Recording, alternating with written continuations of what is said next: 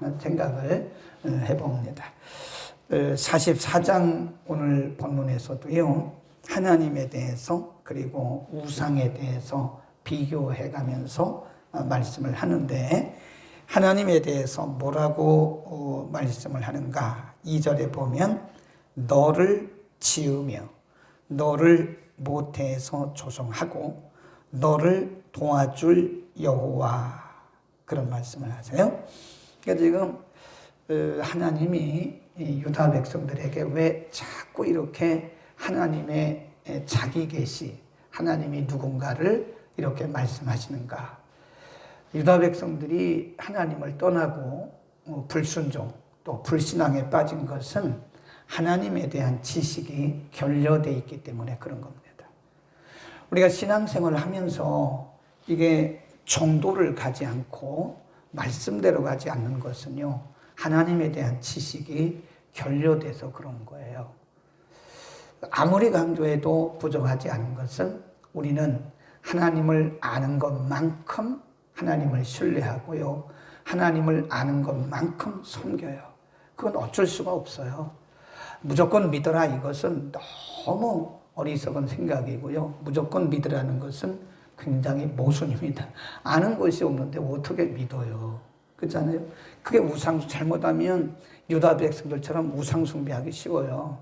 하나님이 누군가를 알아야 하나님을 제대로 믿지, 하나님이 누군가를 모르는데 그렇게 무조건 믿겠습니까? 막연하게 신앙생활하면 안 된다. 하나님이 그들에게 말씀하기를 너를 지었고 너를 조성했고 앞으로도 너를 도와줄 자다. 그 다음에 6절로 갑니다. 시작. 이스라엘의 왕인 여호와, 이스라엘의 구족자인 만군의 여호와가 말하노라. 나는 처음이요 나는 마지막이라.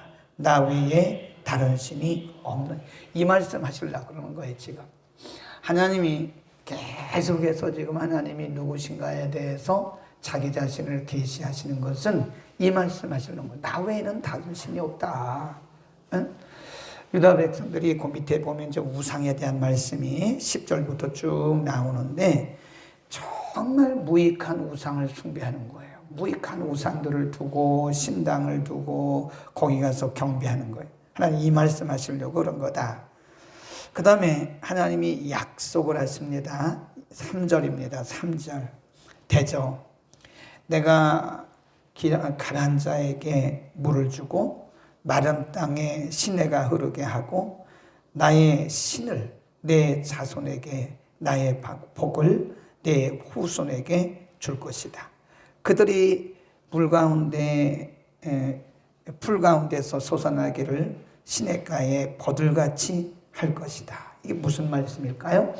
하나님이 그들과 그들의 후손들을 축복하시는데, 시냇가, 사실 이게 이스라엘 땅에는 이런 시냇가가 많이 없어요. 거의 돌로 된 그런 땅이고, 그런데 그 시냇가에 흘러난 그런 버들같이 자라나는 버들같이 될 것이다. 거기 보면 약속하시기를 내 신을 너희에게 줄 것이다. 이 굉장히 중요한 말씀입니다. 오늘날로 말하면 성령을 부으신다. 그러니까 우리가 이 신앙생활도요, 이게 우리의 노력만 갖고 되는 게 아니죠.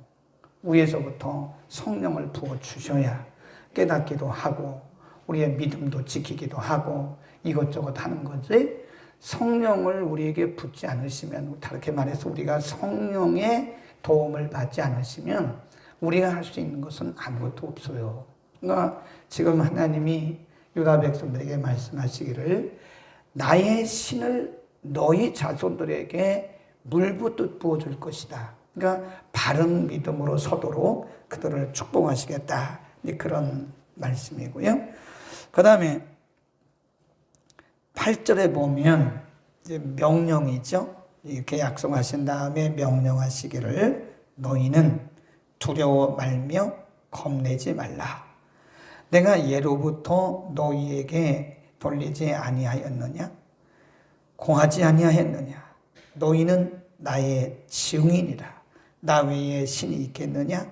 과연 반석이 없나니 다른 신이 있음을 알지 못하노라. 그러면서 1절도 나의 종 야곱, 나의 택한 이스라엘. 8절은 나의 증인이라 그런 말씀을 하세요. 그러니까 하나님이 이스라엘 백성들을 통해서 하시고자 하시는 것은 그 유일하신 하나님의 증인 되는 거예요. 증인, 하나님의 증인 되는 거다. 그러다가 9절에 가면 9절 이하에서 하나님, 유일하신 하나님과 그들이 그렇게도 좋아하고 그들이 그렇게도 집착하고 있었던 우상에 대해서 비교해서 말씀합니다. 9절, 우상을 만드는 자는 다 허망하도다. 그 다음에 10절, 신상을 만들며 무익한 우상을 부어 만든 자가 누구냐? 11, 보라, 그 동료가 다 수치를 당할 것이다. 그러면서 12절에 보면 우상이 뭐냐? 철공으로 만든 거다. 13절에 목공이 만든 거다. 그런 말씀을 해요. 자, 18절로 갑니다. 시작. 그들이 알지도 못하고 깨닫지도 못함은 그 눈이 가리워져서 보지 못하며 그 마음이 어두워져서 깨닫지 못함이라. 마음에 생각도 없고 지식도 없고 총명도 없다. 이게 뭔 뜻일까요? 인격이 아니라 그 말이에요. 인격적이 아니다. 우상 비인격체예요. 네, 우상은 비인격체입니다. 우리가 늘 하는 말씀이 뭐예요? 이 신앙이라고 하는 것은 인격적인 하나님과 인격적인 우리의 만남이다. 그러니까 하나님은 지정의를 가지신 분이세요. 그냥 막연한 그런 신이 아니고 지정의를 가지신 분이다. 인격의 3요소가 뭐예요? 지정의입니다. 그 인격적이다 그 말은 우리가 살아있다 그 말은 지적인 부분, 감정적인 부분, 의지적인 부분이 있다는 거예요. 그러니까 하나님은 지정의를 가지신 인격적인 분이세요. 그러니까 하나님을 막연하게 섬기는 것은 곧 우상 숭배하는 것 비슷해요. 하나님을 막연하게 생각하면 안 된다고요. 하나님은 지적인 부분, 우리를 다 아세요. 우리의 마음까지도 다 감찰하시고 우리의 생각도 우리의 삶도 그분이 모르시는 게 하나도 없어요. 다 아세요. 그리고 그분은 감정도 있으십니다. 하나님이 기뻐하시기도 하시고 하나님이 슬퍼하시기도 하세요. 에베소 4장에 보면 하나님의 성령을 근심하게 하지 마라 그랬어요. 성령이 근심하기도 하세요. 하나님이 기뻐하시기도 하시지만 하나님이 근심하기도 하십니다. 하나님의 백성인 우리가 말씀대로 살지 않고 우리가 불순종하고 불신앙에 빠지면 하나님 근심하시죠.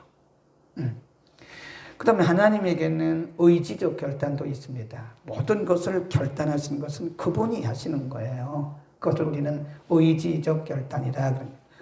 나무로, 동으로, 철로 만든 것만 우상이 아닙니다. 언제부터 우리 마음속에 숨어 들어온 하나의 우상이 있는데 그것이 만몬신이에요. 만몬, 황금 만능주의, 만모니즘. 분명히 말씀하잖아요. 신 섬기는 자들은 수치를 당한다. 보세요. 11절에 보면 보라, 그 동료가 다 수치를 당할 것이라. 그 장색들은 사람이라. 그들이 다 모여서 서서 두려워하며 함께 수치를 당한. 그러니까 우상을 만드는 사람도 수치를 당하고 우상을 숭배하는 사람도 수치를 당하고 그런 겁니다. 그래, 우리가 옛날에 그 영성가들의 삶을 보면요. 사실 영성가란 말이 조금 뭔가 오해가 있어요. 우리가 다 경건하게 살아가는 사람들이지 무슨 영성가가 따로 있습니까? 영성가란 말 자체도 굉장히 오해가 있는 거긴 하지만 한 시대에 살았던 그 거룩하게 경건하게 살았던 청교도 같은 그런 영성가들의 삶을 보면 이 세상을 살고 있지만 이 세상과는 굉장히 구별된 그런 삶을 살아요. 결국은 가치관의 문제입니다. 우리 교회의 가치관이 이 세상의 가치관을 그대로 따라가는, 그대로 닮아가는 거예요. 믿는 우리들의 가치관이 이 세상과 구별된 게 없어요. 그대로 따라갑니다. 그대로 따라가는 거예요. 우리는 이 시대를 잘 구분해야 돼요. 왜 이렇게 우상에 대해서 말씀하고 나 외에 다른 신이 없다고 이렇게도 하나님이 이스라엘 백성들에게 그들에게 가르치고 있느냐. 그것은 하나님만 신뢰하고. 구약적인 우상은요, 사람이 만든 것이 우상인데 신약적인 우상은 하나님 외에 더 의지하고 더 집착하는 것은 다 우상입니다. 네. 우리가 부부간에 서로 이렇게 사랑을 나누며 사는 것도 좋으나 하나님보다 남편을 더 의지하는 것도 그 우상이고요. 하나님보다 아내를 더 의지하는 것도 우상이고요. 하나님보다 자녀를 더 의지하는 것도 우상이에요. 돈을 의지한 그게 그 우상이고요.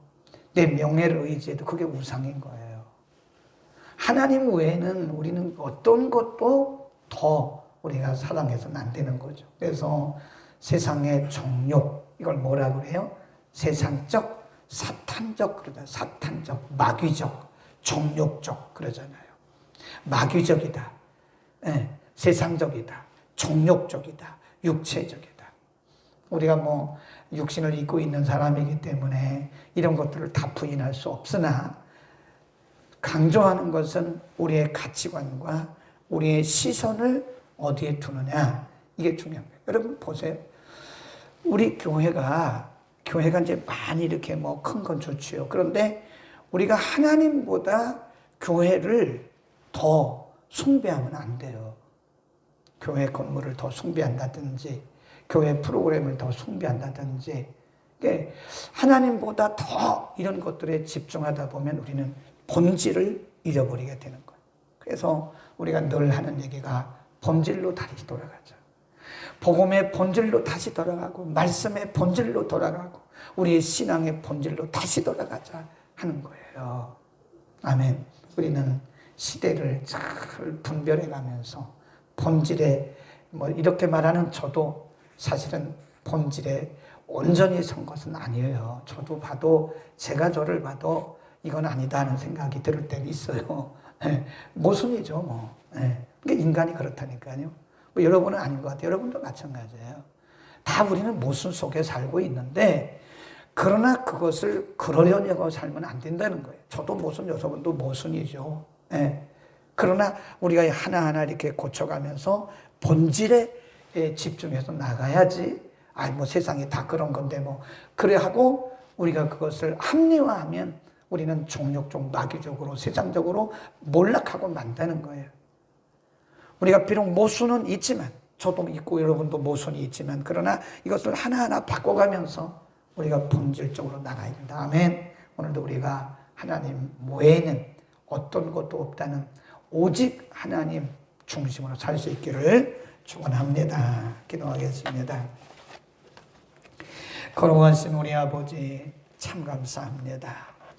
하나님께서 오직 저들의 생명이시고 주인이시고 창조자이심에도 불구하고 하나님을 떠나서 우상을 만들고 숭배했던 유다 백성들에게 나 외에 다른 신이 없음을 가르치시기 위해서 이렇게도 말씀하신 것처럼 오늘날 우리에게도 하나님 외에는 어떤 것도 우리의 생명이 없고 우리의 주인이 없음을 가르쳐 주심을 감사합니다.